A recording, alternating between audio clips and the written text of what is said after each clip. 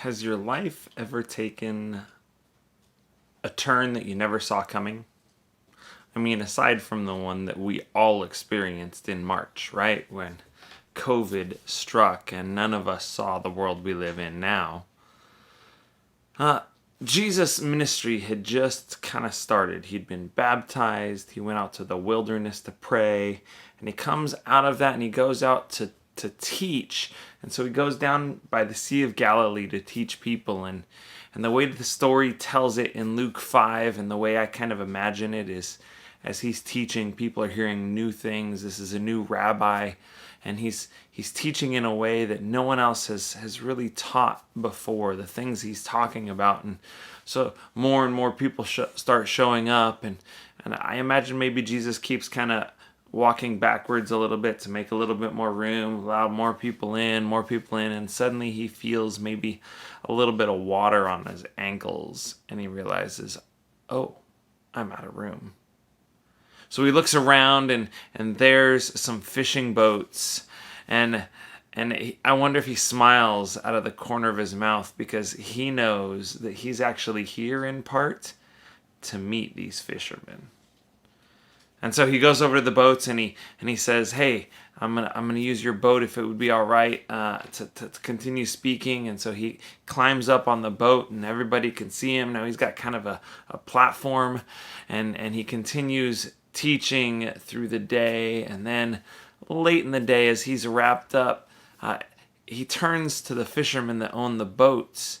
There's this man named Simon Peter, and he says, "Hey, take your boat out. I know you've been washing your nets and cleaning up from your night and morning fishing. And take your boat out and drop your net in the water." And Peter probably chuckles. Here's a rabbi telling a fisherman how to fish.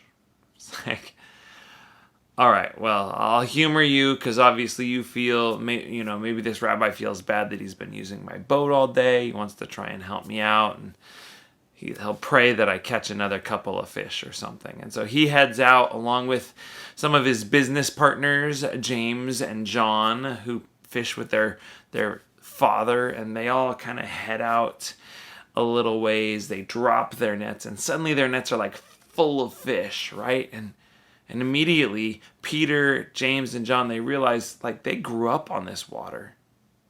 They fished every day. It's their livelihood. It's what they do. They know it better than anyone, and this doesn't happen on Galilee. So they realize, okay, there's something different. There's something special here. And so it's at this moment that Jesus he delivers this week's line, right? We've been going through on Tuesdays these do not be afraid verses. And here's this do not be afraid verse that comes in Luke 5:10. It says, "Then Jesus said to Simon, 'Don't be afraid. From now on, you will fish for people.'"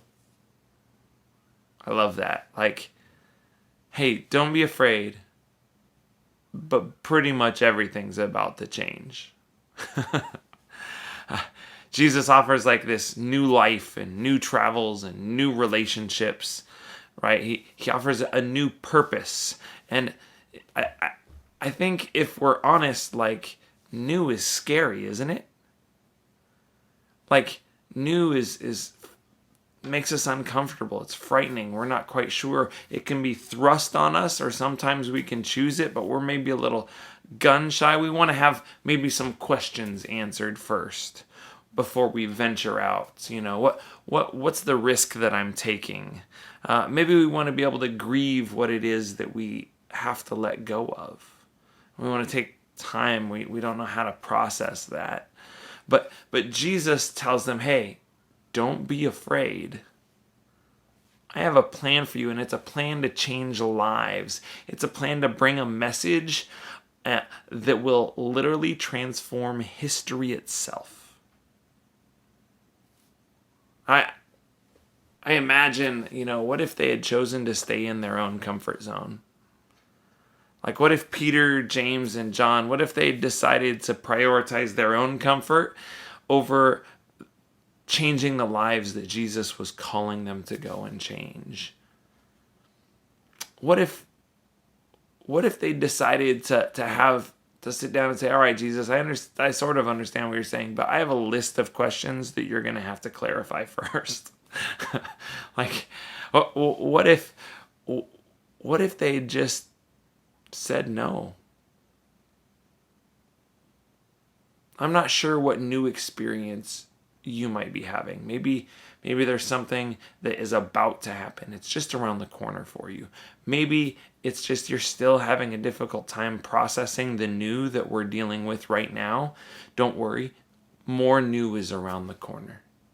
But whatever it is, whether it's something forced on you or an opportunity that you can take, there's a rabbi that looks at you and says, hey, do not be afraid.